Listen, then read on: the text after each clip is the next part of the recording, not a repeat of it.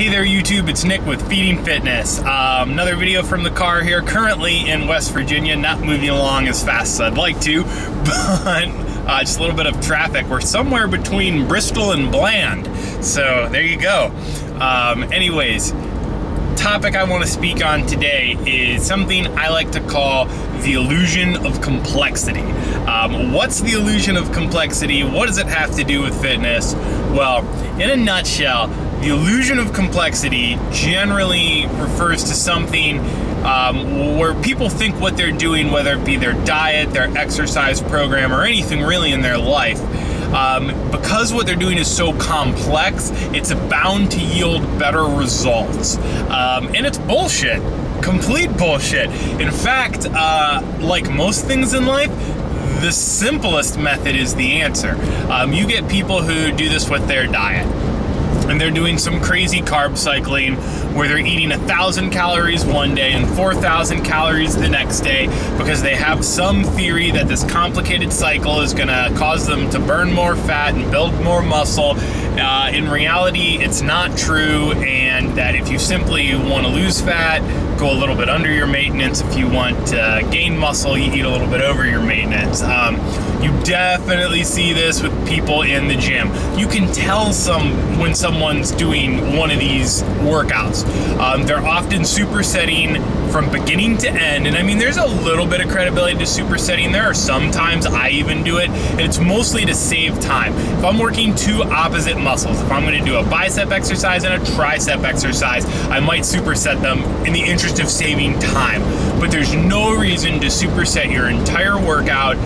People do complicated programs that involve cycles. You have 3 different leg days, and you do one twice a week, and you do one every third Sunday, and because you think it's gonna make your gains better, and it's really not.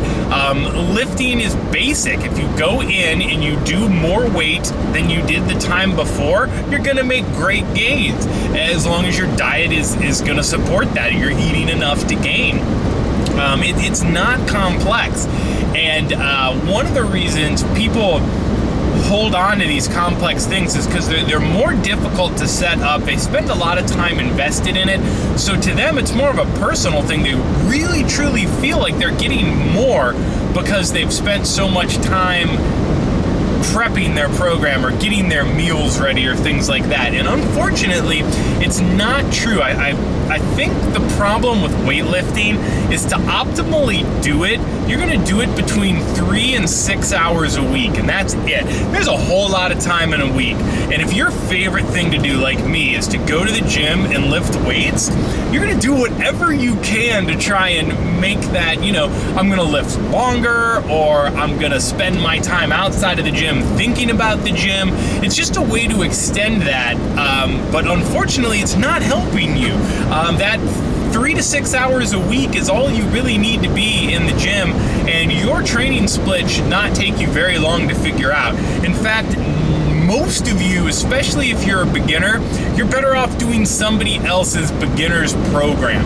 If you're an intermediate, that's when you can start tailoring your own program, but I still follow a modified version of somebody else's program, and I feel like I know what I'm doing.